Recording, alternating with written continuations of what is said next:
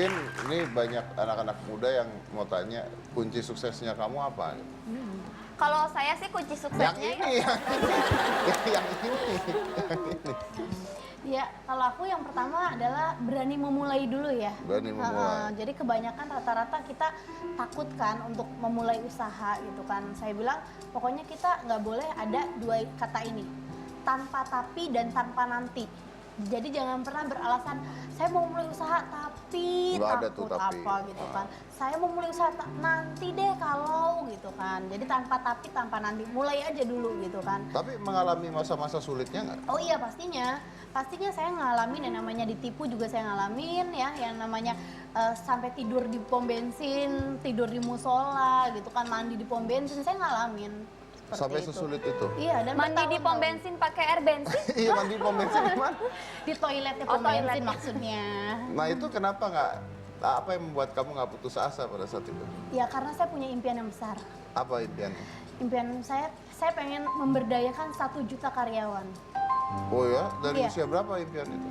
Insya Allah kalau usia, maksudnya tercapainya apa Nggak, gimana? punya impian, punya 1 juta karyawan tuh kapan? Dari usia sejak saya punya yang mall itu 22 tahun.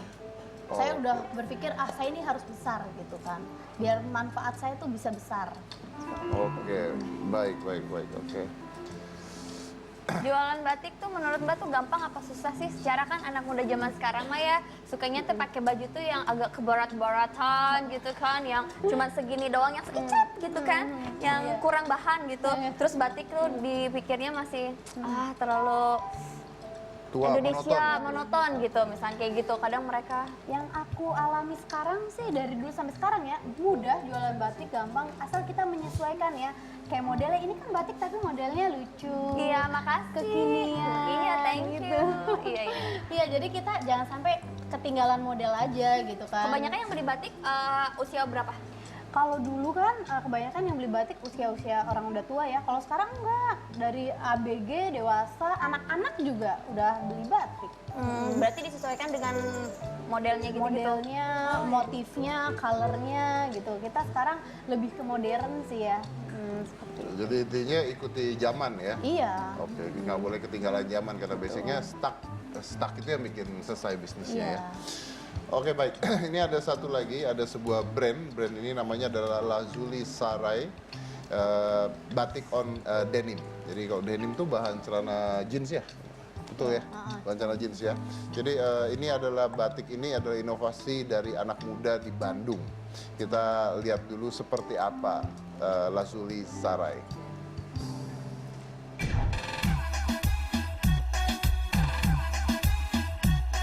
Pecinta batik pasti pernah mendengar nama brand yang satu ini, Lazuli Sarai, sebuah brand batik yang pertama kali mempopulerkan batik denim di Indonesia. Dengan misi ingin memperkaya koleksi batik Indonesia, Lazuli Sarai menggunakan bahan denim yang lebih melekat pada budaya barat. Lazuli Sarai sendiri menyasar pasar anak muda yang modern, kreatif, dan dinamis. Sejak tahun 2011, Reta dan Ivan bersama tim berjibaku untuk menembus pasar Indonesia. Kini setelah 5 tahun mendapatkan kepercayaan pelanggan dan bisa menjual produknya di skala besar, Lazuli Sarai ingin memulai merambah pasar Eropa. Bukan hanya berinovasi, namun mempelajari pasar menjadi keharusan yang kini sedang mereka lakukan. Right. Dari itu batik on denim kita undang ini miliknya Mareta dan Gilang.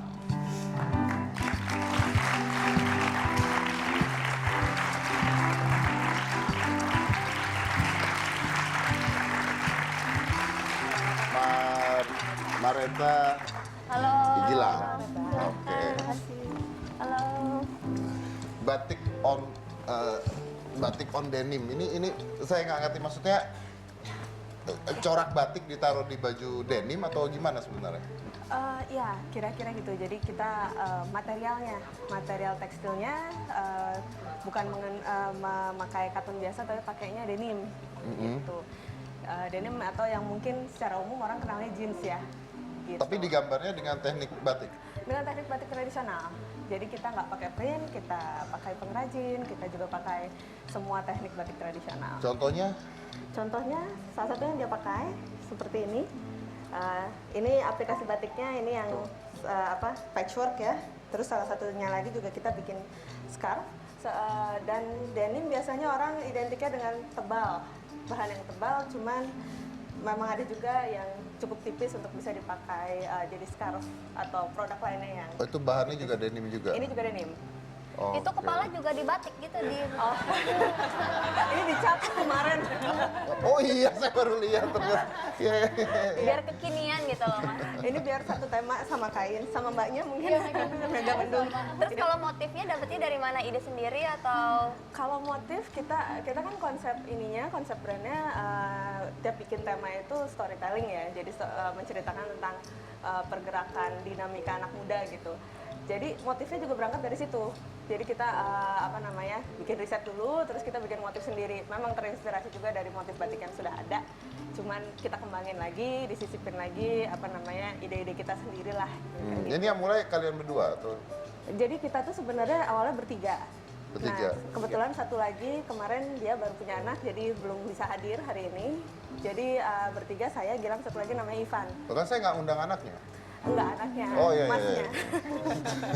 Enggak, kalian ini apa, bertiga temenan atau gimana? Kami temenan dari kuliah. Oh dari kuliah, Dari terus berapa belas tahun yang lalu. muncul idenya, jadi ini kalian teman, berdua nih teman? Iya. Muncul idenya untuk bikin batik di denim tuh kan di Bandung lagi, apa hubungannya sama batik? Emang nggak ada sih. Nah itu makanya, justru karena nggak ada. Jadi biar ada, tapi nggak. Kita tuh sebenarnya kuliahnya tekstil. Oh, kuliahnya tekstil. Saya sama dia. Dan sebenarnya batik on denim itu idenya berawal dari tugas akhirnya dia. Bikin risetnya secara material, terus kita pikir oh ini kayaknya menarik, apalagi waktu itu kayak 5-6 tahun yang lalu batik itu lagi boom banget, terus kita bikin variasinya gitu untuk dipasarkan. Jadi memang memungkinkan batik di bahan apapun tuh memungkinkan?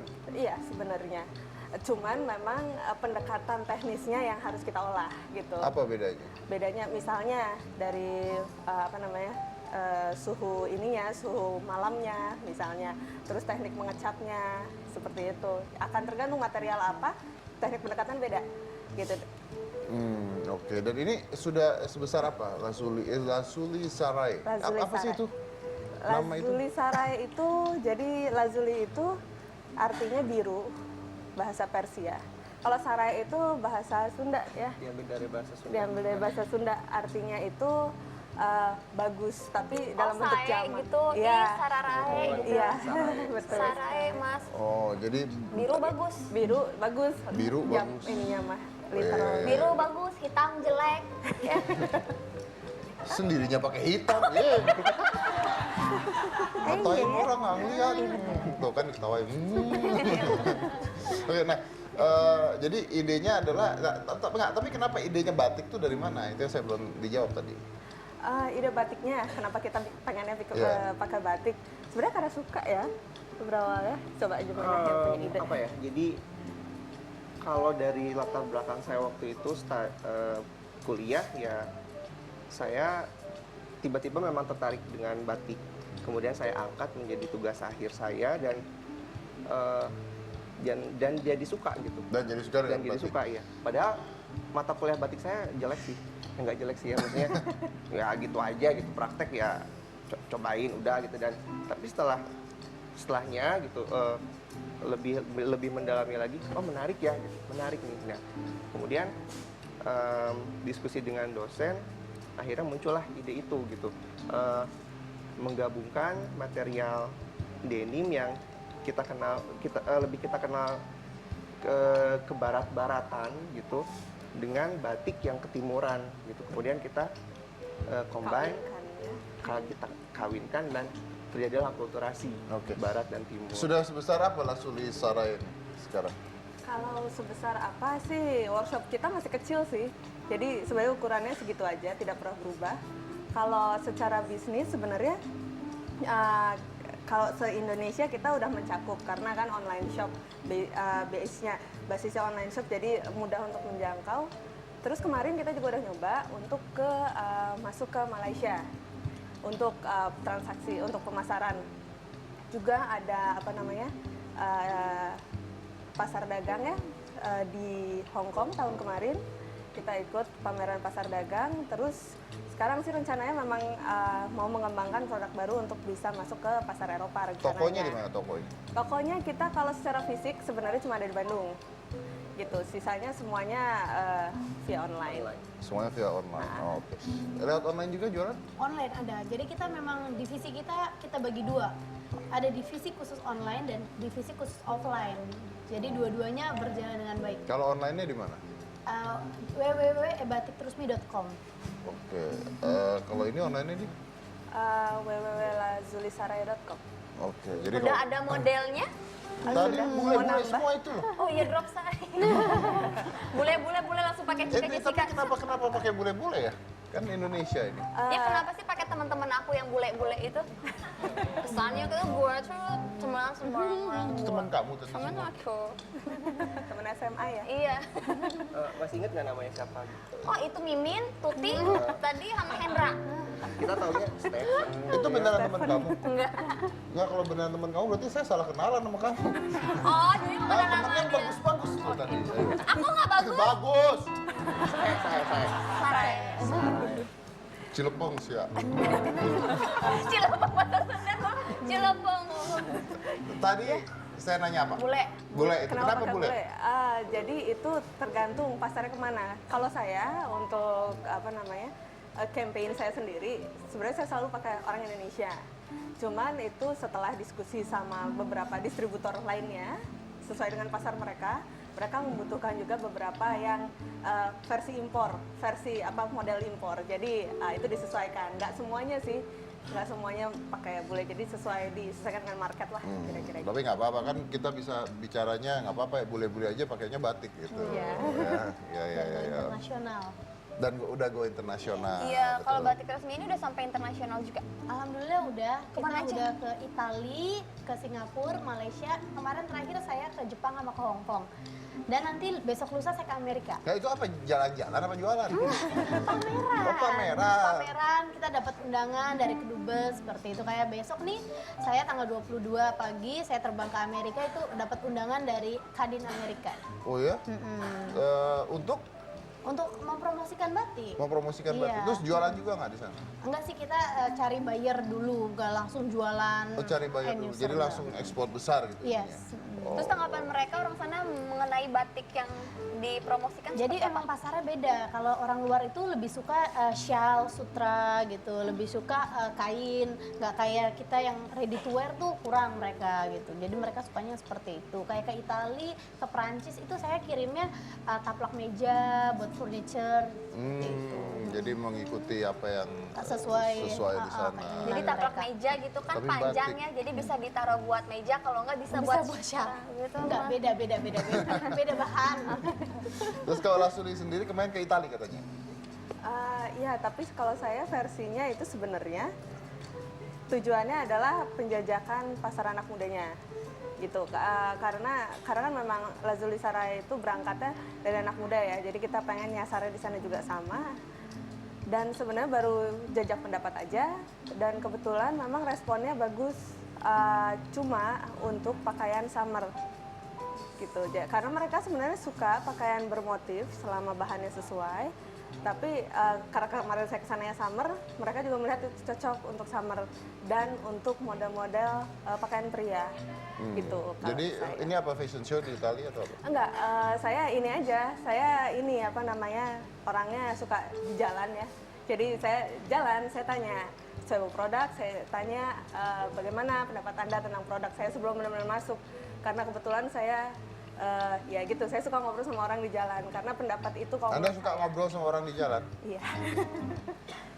Kenapa mas? Nggak apa-apa sih. Hati-hati di jalan. Hati-hati di jalan. Iya. Ngobrol nyari Pokemon di jalan. Di jalan. Terus katanya bahannya juga eco-friendly. Kalau untuk yang versi eco-friendly itu memang yang untuk ke pasar Eropa itu. Karena ya setelah saya ngobrol sama orang di jalan. Demand-nya seperti itu. Demand-nya seperti itu. Oke, baik. Kita lanjut lagi ya. Nanti setelah yang satu ini kita juga ada 2 bintang tamu lagi nih. putra-putri batik Indonesia tuh. Jadi ternyata batik itu ada putra-putrinya ya. Jadi kita lihat seperti apa putra-putri batik setelah satu ini. Jangan marah-marah, tetap di Hitam Putih.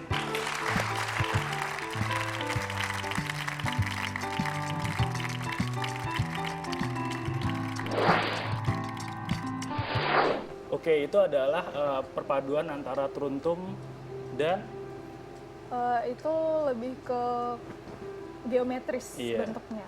Batik apa? dia Batik lebih ke kudus kontemporer juga. sih, tapi kudus juga.